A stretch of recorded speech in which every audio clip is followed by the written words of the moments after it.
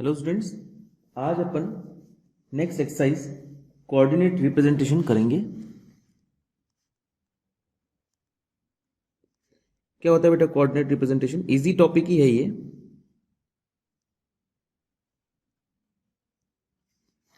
जैसे सपोज तीन वेक्टर्स आपको दिए हुए अल्फा 1, अल्फा 2 और अल्फा 3। आर क्यूब कोई वेक्टर स्पेस है ना, ओवरफील्ड आर ही कुछ भी हो सकता है बेटा। ये वी एफ के ऊपर कोई वेक्टर स्पेस है और सपोज अल्फा 1, अल्फा 2, अल्फा 3 कितने भी वेक्टर्स हो सकते हैं बेटा। ये आर क्यूब हटाता हूँ, जनरल ले लेते हैं। Vector space V over the field F और एक इसका बेसिस है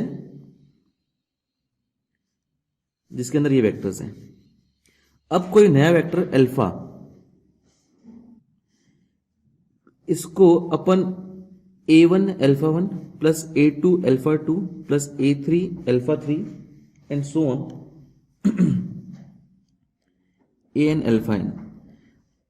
ऑब्वियसली अल्फा अल्फा भले ही वीएफ का कोई भी वेक्टर हो, उसको बेसिस के वेक्टर्स जो है उसके लीनियर कॉम्बिनेशन की फॉर्म में लिख ही सकते हैं। Every vector of vector space can be represented as a linear combination of vectors of basis. तो अपन ने अल्फा को इस फॉर्म में रखा, तो बेटा ये जो a1, a2 और a3 इनकी जो वैल्यूज होगी, ये वैल्यूज अगर इस तरह लिखी जाए तो ये कोऑर्डिनेट्स कहलाएंगे ऑफ अल्फा। मतलब इस अल्फा वेक्टर कुछ भी हो सकता है, उसको बनाने के लिए ये लीनियर कॉम्बिनेशन की जरूरत है और ये वेक्टर्स आपको, ये कोऑर्डिनेट्स आपको यूज करने हैं विद दीज वेक्टर्स। ओके, अब एक ही वेक्टर स्पेस के अलग अलग बेसिस हो सकते हैं, अलग अलग बेसिस हो सकते हैं बेटा, तो कोऑर्डिनेट्स भी अलग अलग हो सकते हैं। अलग अलग बेसिस के रेस्पेक्ट में कोऑर्डिनेट्स अलग अलग आएंगे, लेकिन एक बेसिस के रेस्पेक्ट में एक ही कोऑर्डिनेट आएगा, एक से ज्यादा कोऑर्डिनेट नहीं आएगा बेटा। चलिए क्वेश्चन करते हैं अपन। Example 1, show that, next page पे कर लेते हैं।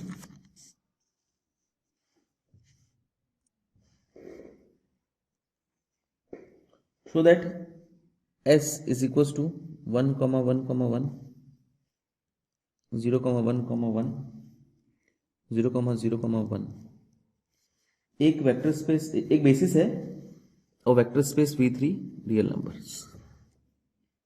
तो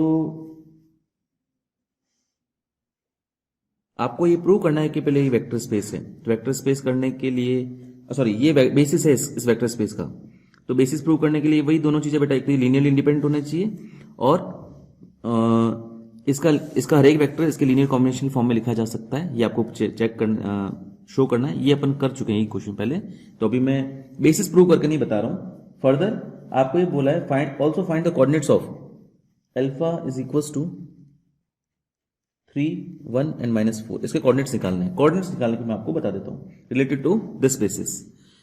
चलो, तो अपने ऐसे लिख सकते हैं बेटा, ये अल्फा 1 मान लेते हैं, ये अल्फा 2 मान लेते हैं, ये अल्फा 3 मान लेते हैं। तो अल्फा इज क्या होता है बेटा, a1 alpha 1, a2 alpha 2 plus a3 alpha 3। अपन को a1, a2 और a3 की वैल्यूज लेके आनी है। क्या होगा अल्फा 3, 1, -4। a1 अल्फा 1 क्या होगा बेटा 1, 1, 1। अल्फा 2 क्या होगा 0, 1, 1 और अल्फा 3 क्या होगा 0, 0, 1। 3, 1, -4। ये a1 तीनों से मल्टीप्लाई होगा, a2 दोनों तीनों से मल्टीप्लाई होगा, a3 तीनों से मल्टीप्लाई होगा, फिर ऐड होंगे पहला पहला पहला। मैं डायरेक्ट लिख देता हूँ, a1 ही होगा यहाँ पे, तो केवल यहाँ 0 होगा, यहाँ पे भी 0 होगा। फिर a1 प्लस a2, फिर a1 plus a2 plus a3। क्या मिलेगा बेटा इससे? दो वेक्टर्स अगर बराबर हो ना तो उसके करस्पॉन्डिंग कंपोनेंट बराबर होते हैं। मतलब a1 जो है 3 के बराबर हो गया, a1 प्लस a2 जो है वो 1 के बराबर हो गया, a1 plus a2 plus a3 जो है वो -4 के बराबर हो गया। a1 के लिए 3 यहां रख दो, तो a2 की वैल्यू मिल जाएगी -2। a1 और a2 दोनों के लिए यहां रख दो, 3 -2 प्लस a3 इसको टू -4, ये होगा 1 हो जाएगा -1, तो a3 की वैल्यू हो जाएगी -5। तो कोऑर्डिनेट क्या आ गया बेटा, coordinates of alpha with relative to given basis, relative to given basis. क्या ये a1, a2, a3, मतलब 3, -2, -5 ये आपके कोऑर्डिनेट्स हैं ऑफ दिस वेक्टर। ओके बेटा, ऐसे निकालते हैं कोऑर्डिनेट्स। चलिए और क्वेश्चन करते हैं। एग्जाम्पल 2 आप लोग कीजिएगा, मैं एग्जाम्पल 3 कराता हूँ। ये 2006 में भी आया हुआ है, 2018 में भी आया हुआ है, इंपॉर्टेंट है। Find the coordinates of the vector, ये वेक्टर है 2x² - 5x + 6 ऑफ P2x। अच्छा, इस बार वेक्टर स्पेस जो है ना, पॉलिनोमियल ऑफ सेकंड डिग्री का सेट है, सारे सेकंड डिग्री पॉलिनोमियल का सेट। इसका एक बेसिस है, आपको दिया हुआ है 1 x - 1 x² - x + 1, ये बेसिस है इसका। आपको इसके कोऑर्डिनेट्स निकालने हैं with relative to these basis. तो कैसे करेंगे बेटा? वैसे ही इसको एक काम करो, इसको मान लो α1, इसको मान लो α2 और इसको मान लो α3। ये आपका अल्फा है। To find coordinates of px, एक काम करो अल्फा मत मानो, px लिख देते हैं। px, late put px is equals to a1 α1 plus a2 α2 plus a3 α3 and let find the values of a1 a2 and a3। कैसे निकालेंगे बेटा? px से रख देता हूँ मैं 2x² - 5x + 6 a is equals to a1 multiply by α1 की जगह 1 रख देता हूँ, a2 मल्टीप्लाई बाय α2 की जगह x - 1 रख देता हूँ, a3 multiply by x² - x + 1 रख देता हूँ बेटा। तो 2x² - 5x + 6 is equals to a1 plus a2x - a2 plus a3x² - a3x plus a3। आप क्या करो बेटा, इसको थोड़ा सॉल्व करना चाहो तो कर लो। a3x² पहले लिख देता हूं प्लस a2x और a3x, ये x कॉमन देता हूं तो a2 - a3x मिल जाएगा। फिर constant term a1 - a2 plus a3, क्या मिलेगा बेटा इससे? x और कोएफिशिएंट इक्वेट करो तो a3 की वैल्यू आएगी 2, x का कोएफिशिएंट इक्वेट करो, a2 - a3 की वैल्यू आएगी -5। ये a3 की वैल्यू भी यहाँ प्लग इन कर देना तो a2 - 2 इज इक्वल टू -5 आएगा, तो a2 की वैल्यू मिल जाएगी -7। अब कांस्टेंट को कांस्टेंट से कंपेयर करो तो a1 - a2 प्लस a3 जो है वो 6 के इक्वल है ना बेटा। a2 और a3 की वैल्यू प्लग इन कर दो, -7 -7 + 7 हो जाएगा बेटा, +2 इज इक्वल टू 6 9, तो a1 की वैल्यू आ जाएगी -3। तो a1 a2 a3 की वैल्यू क्या आई? -3 -7 एंड 2। ये आपके कोऑर्डिनेट्स ऑफ दिस पॉलिनोमियल आ गए। यहाँ कैलकुलेशन में गड़बड़ी हो गई बेटा, -5 + 2 -3 होगा और -3 + 3 हो जाएगा 5, ये 1 होगा, तो आंसर 1 -3 और 2 आएगा बेटा। ठीक है, इसी तरह के क्वेश्चंस बेटा एग्जाम्पल 4 और 5 भी आप लोग कीजिएगा। Next topic question space. Question space बेटा क्वेश्चन ग्रुप जो अपन ने पढ़ा था उसी से इंड्यूस्ड है, सेम ही है बेटा। अगर कोई वेक्टर स्पेस है VF और उसका सब स्पेस है W, तो W प्लस अल्फा ये राइट कोसेट कहलाएगा, सॉरी ये लेफ्ट कोसेट कहलाएगा, और अल्फा प्लस W ये लेफ्ट कोसेट ये राइट कोसेट कहलाएगा। ठीक है, अब इन सारे राइट कोसेट्स या लेफ्ट कोसेट्स का सेट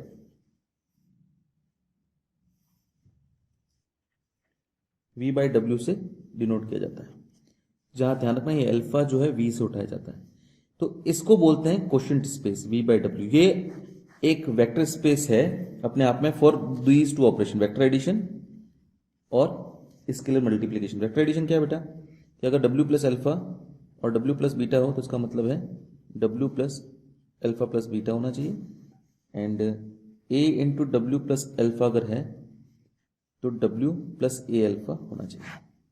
इसका मतलब दो ये ऑपरेशंस के लिए। ओके, तो ये वेक्टर स्पेस प्रूव करना बेटा आपके बुक में दिया हुआ है, एक बार आप देख लीजिएगा, आया हुआ नहीं है कभी, मैं नहीं करा रहा हूं, लेकिन ये देख सकते हो ये अपने जो ग्रुप में किया था एग्जैक्टली सेम वही है। नेक्स्ट एक इंपॉर्टेंट थ्योरम है डायमेंशन ऑफ क्वेश्चन स्पेस पे ही, थ्योरम 3.10। क्या थ्योरम है बेटा कि अगर W is a finite dimension, W जो है सब स्पेस है, एक फाइनाइट डायमेंशनल वेक्टर स्पेस का,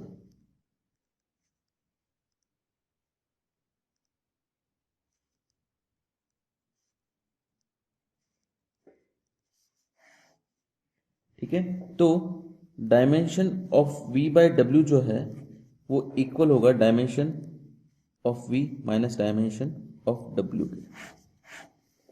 ओके,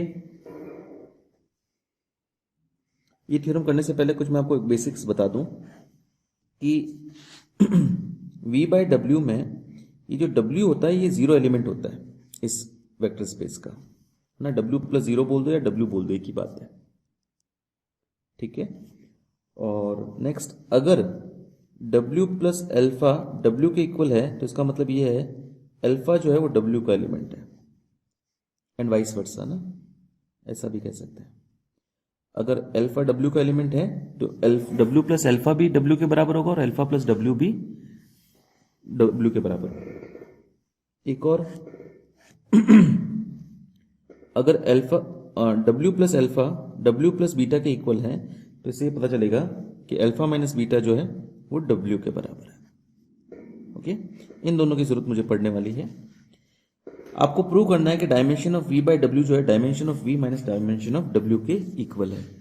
तो मैं काम करता हूं, लेट कर लेता हूं डायमेंशन ऑफ V जो वेक्टर स्पेस है, फाइनाइट डायमेंशनल है ऑब्वियसली, तो डायमेंशन उसका फाइनाइट होगा, वो n है, एंड डायमेंशन ऑफ W जो है वो m होगा। अब W V का सबस्पेस है तो सबस्पेस का डायमेंशन हमेशा वेक्टर स्पेस के डायमेंशन से कम ही होता है, इक्वल हो सकता है इन एक्सट्रीम केसेस, तो m जो है वो n से श्योरली कम होगा। अब मैं मान लेता हूं कंसीडर, या लेट लिख देता हूं, लेट S कोई सेट है जिसके अंदर अल्फा 1 अल्फा 2 अल्फा 3 इस तरह करते करते अल्फा m वेक्टर्स हैं, ये एक बेसिस है ऑफ W। W का डायमेंशन m है ना, तो मैंने m इंडिपेंडेंट वेक्टर्स लिए हैं, ये कुछ भी हो सकते हैं, ये W का एक बेसिस है। एंड ऑल्सो S डैश, इसके अंदर ये वाले वेक्टर्स तो डाल ही देता हूं ऑब्वियसली ना, इसको ये लीनियरली इंडिपेंडेंट वेक्टर्स का सेट होगा, इसको एक्सटेंड करके ये V का तो एलिमेंट होंगे, इसको एक्सटेंड करके VF का बेसिस बनाया जा सकता है, एक्सटेंशन थ्योरम अपन ने पढ़ी थी। तो मैं इन वेक्टर्स में कुछ वेक्टर्स और डाल देता हूं ताकि ये VF का बेसिस बन जाए। अब VF का डायमेंशन है n, मतलब इसके अंदर टोटल n वेक्टर्स होने चाहिए, m तो ऑलरेडी आ गए, बचे हुए m माइनस m वेक्टर्स और डाल देता हूं। सपोज ये वाले डाल दिए मैंने, beta 1 beta 2 dash dash dash beta n minus m, ठीक है, मैंने इसके अंदर कुछ और ये वेक्टर्स डाल दिए बेटा। अब ये सारे n वेक्टर्स हो गए, ये m वेक्टर्स, ये n minus m vectors, total हो गए n वेक्टर्स। ये सारे वेक्टर्स मिलकर V का एक बेसिस बनाते हैं। अब अपन ये प्रूव करेंगे, एक नया सेट ले लेते हैं, या एक सेट नया सेट लेते हैं C। ये जो वेक्टर्स हैं इनको लेकर V के एलिमेंट होंगे ना, कोसेट्स बनाता हूं, right cosets, W plus beta 1 W plus beta 2 W plus beta 3, इस तरह करते करते W plus beta n minus m।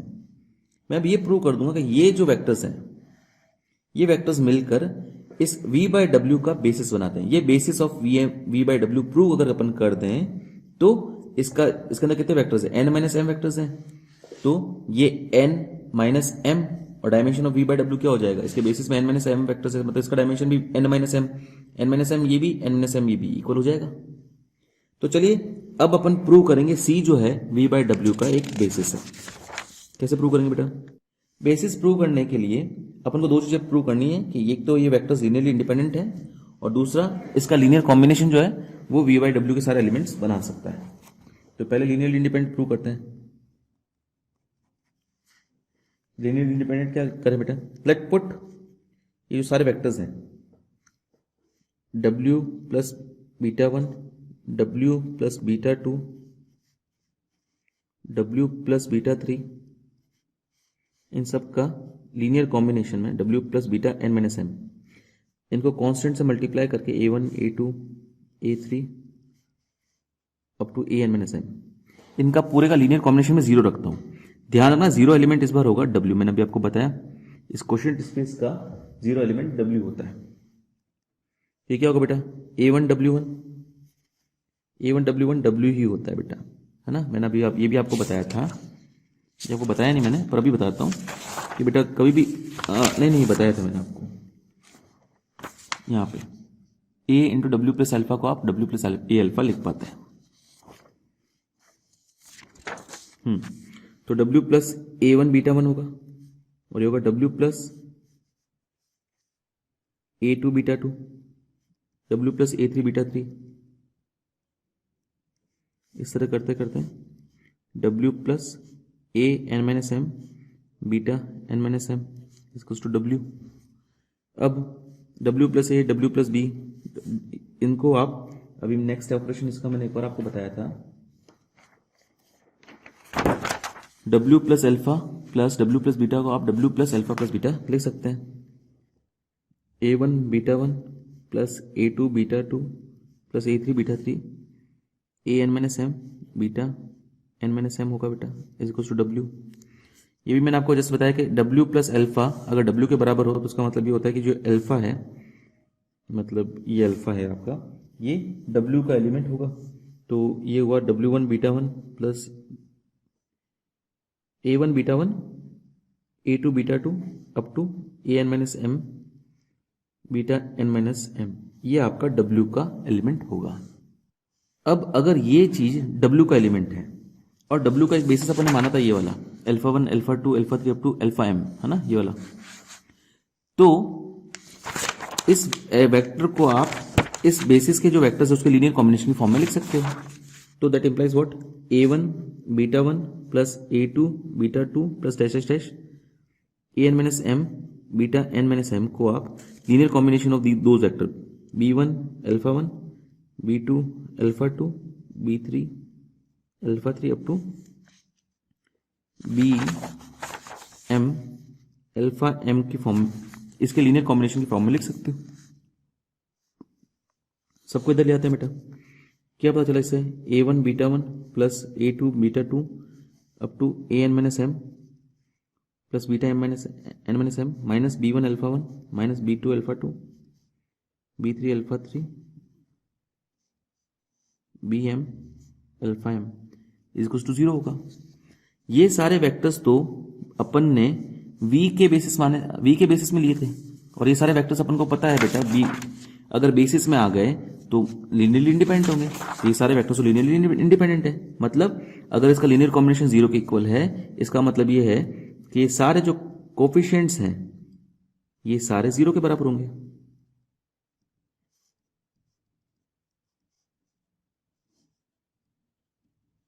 तो क्या पता चला बेटा, ये सारे कोफिशिएंट 0 हो गए, मतलब ये जो सारे वेक्टर्स अपन ने V बाय W का बेसिस प्रूव करने के लिए ये जो वेक्टर्स लिए थे इनके कोफिशिएंट्स 0 आ गए। इनका लीनियर कॉम्बिनेशन 0 एलिमेंट तभी होगा जब ये सारे कोफिशिएंट 0 हो। तो इसका क्या मतलब हुआ बेटा कि ये जो C जो सेट है ये set of linearly independent vectors है। C is set of linearly independent vectors. ठीक है, अब अपन प्रूव करेंगे दूसरी चीज कि ये सारे जो वेक्टर्स हैं ये मिलकर V बाय W के सारे एलिमेंट्स बना सकते हैं। कैसे प्रूव करेंगे बेटा कि let W plus alpha V by W का कोई एलिमेंट है। अब अपन को ये प्रूव करना है कि W प्लस अल्फा कोई भी वेक्टर हो, आप इस W प्लस अल्फा को इसके लीनियर कॉम्बिनेशन की फॉर्म में लिख पाओगे। कैसे करेंगे, अगर W plus alpha V by W का एलिमेंट है, इससे क्या पता चलता है बेटा, ये जो अल्फा होगा ये V का एलिमेंट होगा, डेफिनेशन में ही है। ये V के एलिमेंट्स लेकर राइट कोसेट्स बनाओ, वो सारे राइट कोसेट्स का set he V by W होता है। तो अगर अल्फा V का एलिमेंट है और V का एक बेसिस माना था अपन ने ये, तो अल्फा जो होगा can be represented in the form of linear combination of these vectors. तो मैं इसको लिख देता हूं बेटा C1 अल्फा 1 इस बार नए कोफिशिएंट्स यूज कर लिए मैंने, C2 alpha 2, C3 alpha 3 up to CM alpha m, plus और भी वेक्टर्स थे इसमें बीटा 1 बीटा 2, तो इसको इसके कोफिशिएंट्स में यूज करता हूँ D1 बीटा 1 D2 बीटा 2, इस तरह करते करते Dn minus m beta n minus m। अब ये सारे वेक्टर्स तो अल्फा 1 अल्फा 2 अल्फा 3 ये सारे तो S के अंदर थे और S W का बेसिस माना था अपन ने, मतलब ये सारे वेक्टर्स का लीनियर कॉम्बिनेशन W के अंदर श्योरली होगा। तो एक काम करता हूं मैं, late C1 alpha 1 plus C2 alpha 2 इस तरह करते CM alpha m is element of is equal to gamma मान लेता हूं, and also gamma is element of W भी तो होगा। तो अल्फा हो गया अपना gamma plus D1 beta 1 plus D2 beta 2, इस तरह करते करते Dn minus m beta n minus m। अब आप बात करते हैं W प्लस अल्फा की, जो अपना एलिमेंट अपन ने V बाई W का माना है। अपन चाहते हैं कि ये जो है इसके लीनियर कॉम्बिनेशन की फॉर्म में आए। तो W प्लस अल्फा की वैल्यू क्या होगी, अल्फा की वैल्यू आपकी ये है बेटा, तो W प्लस अल्फा की वैल्यू तो ये होगी gamma plus D1 beta 1 D2, ये अल्फा की वैल्यू रख दी मैंने, D2 बीटा 2, इस तरह करते करते Dn minus m beta n minus m। अब W प्लस गामा, इसको क्या लिख सकते हैं अपन,